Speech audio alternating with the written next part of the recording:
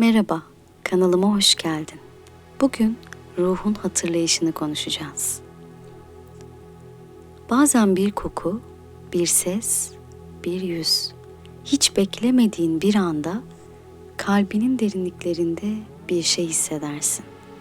Tanıdık bir his gelir, bunu sanki daha önce yaşamıştım dersin. İşte o an ruhun her şeyi hatırlamaya başlar. Çünkü insan sadece unutan bir varlık değildir. Aynı zamanda hatırlamak için dünyaya gelir. Biz bu hayata öğrenmeye değil, hatırlamaya geliriz. Tasavvufta buna zikir denir. Zikir sadece dilde dönen bir dua değildir. Kalbin Allah'ı hatırlamasıdır. Ruhun geldiği yeri, kaynağını, özünü hatırlamasıdır. Çünkü ruh ezelden beri Allah'ın huzurunda evet dedi. Ama dünya bu sözü unutturdu bize. Ruh bedene hapsedilince tozlandı, karardı, sustu. Fakat sessizliğin içinde hala o çağrıyı duyar. İşte hayat dediğimiz şey bu hatırlayışın yavaş yavaş başlamasından ibarettir. Bir acı yaşarsın, bir kayıp olur, bir hayal yıkılır. O anlarda içindeki bir ses fısıldar. Burada bir anlam var. Bu ses seni ilahi plana geri çağıran sestir. Ruh unutulanı yeniden hatırlamak için bazen seni sarsar. Çünkü sarsılmazsan uyanmazsın. Her şey hatırlaman içindir. Gittiğini sandığın insanlar seni aslında bir yola koymak için gitmiştir. Kaybettiğini sandığın şeyler seni özüne döndürmek için alınmıştır. Ruhun unuttuğu hakikati hatırlamak için kendi yollarını seçer ve çoğu zaman bu yollar acıdan geçer. Tasavvuf büyükleri der ki, bir şey seni incitiyorsa o şey seni terbiye ediyordur. Çünkü her acı bir uyarıdır. Ruhun titreşim alanına düşen her olay seni kendi frekansına geri döndürmek için vardır. Bir şey seni içten içe tüketiyorsa bil ki orada unutulmuş bir parça vardır. Ve evren seni o parçayı bulman için defalarca aynı döngüye sokar. Hiç dikkat ettin mi? Aynı tür insanları hayatına çekiyorsun. Aynı sorunlar, farklı yüzlerle karşına çıkıyor. Bunun adı karmadır derler. Ama aslında bu ruhun kendi dersini hatırlatma çabasıdır. Kendinden kaçtığın her yer seni kendine döndürür. Çünkü ruhun bir planı vardır. Zihnin bilmez ama kalbin hisseder. Zihin unutkandır, kalp hatırlar. Kalp ruhun aynasıdır. Bu yüzden Mevlana kalbine dön çünkü orada Rabbinle buluşacaksın der. Bir gün bir sessizlik anında, bir şarkının ortasında, belki bir çocuğun gülüşünde içinden bir huzur yükselir. O huzur sana ben buradayım diyen özünün sesidir. Ve o an hatırlarsın sana hiçbir şey tesadüfen olmamış.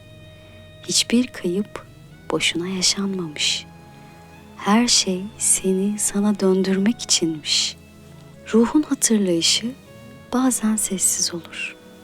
Bir rüya gibi gelir, bir dua gibi geçer. Ama etkisi büyüktür. Çünkü her hatırlayış bir katmanın çözülmesidir. Bir perde kalkar, bir hakikat görünür. Tasavvufta ölmeden önce ölmek derler ya, işte o hatırlamanın doruğudur. Ruhun dünyanın sahte kimliklerinden sıyrılıp kendi hakikatine dönmesidir.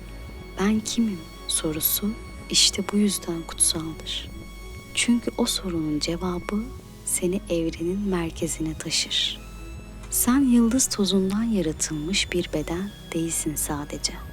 Sen Allah'ın nefesinden üflenmiş bir sır taşıyıcısısın. Her hatırlayışın o nefese biraz daha yaklaşmandır. Bir gün biri sana haksızlık eder, kırılırsın ama biraz sonra anlarsın ki o kırılma seni bir merhamet dersine çağırmıştır. Bir dost gider, boşluk kalır. Ama o boşluk seni kendinle dost etmeye çağırmıştır. Hiçbir şey seni cezalandırmak için değildir. Her şey seni hatırlatmak içindir. Zihnin sorar, neden ben? Ruhun fısıldar, çünkü senin kalbin uyanmaya hazırdı. Evren seni asla cezalandırmaz. Evren sadece seni hizalar. Seninle ilgisiz bir olay bile seni içsel bir farkındalığa götürebilir. Bir bakış, bir söz, bir sessizlik bile bazen bir derstir. Ruhun hatırlayışı zamanla daha da derinleşir. Önce dışarıda ararsın, kitaplarda, insanlarda, yollarda. Sonra fark edersin ki tüm cevaplar içindeymiş. O zaman dış dünyanın gürültüsü azalır. İç dünyanın sesi yükselir. Ve o ses sana şöyle der: unuttuğun her şey seni buraya, kendine getirmek içindi. Tasavvufta buna seyri sülûk denir. Yani ruhun içsel yolculuğu. Bu yolculukta herkes bir yolcudur. Kimimiz yavaş yürür, kimimiz koşar. Ama herkes sonunda aynı kapıya varır. O kapı ben kimim sorusunun ardındaki ışıktır. Ve bazen bu ışığı bulmak için önce karanlıktan geçmek gerekir. Karanlık seni yutan değil, seni doğuran alandır. Nasıl ki tohum karanlıkta filizlenir, sen de öyle büyürsün. Ruh hatırlayışını karanlıkta başlatır. Çünkü ışığı orada tanır. İnsan unutarak öğrenir. Kaybederek hatırlar, susarak duyar. Bir gün gelir artık anlamaya başlarsın. Her şeyin bir sebebi olduğunu, hiçbir acının boşuna yaşanmadığını ve o an kalbin teslim olur. Artık direnmez, kabullenir. İşte o zaman ruhun yeniden doğar. Hatırlamak bir varoluş biçimidir. Hatırlamak Allah'ın seni çağırdığı frekansa dönmektir. Ve her fark ettim dediğin an sen bir adım daha yaklaşırsın. O yüzden bu dünyada hiçbir şey tesadüf değildir. Her ses, her söz, her insan seni kendine döndürmek için gelir. Bazen bir kalp kırıklığıyla, bazen bir tebessümle. Ama her defasında ruhunun hatırlayışı biraz daha derinleşir. Belki de bu videoyu dinlerken bir şeyler senin de içinde kıpırdadı. Belki uzun zamandır unuttuğun bir şeyi hissettin. O zaman bil ki bu bir tesadüf değil. Ruhun seni çağırıyor. Sessizce ama kararlı bir şekilde. Hatırla diyor. Kim olduğunu, nereden geldiğini ve nereye dönmen gerektiğini hatırla.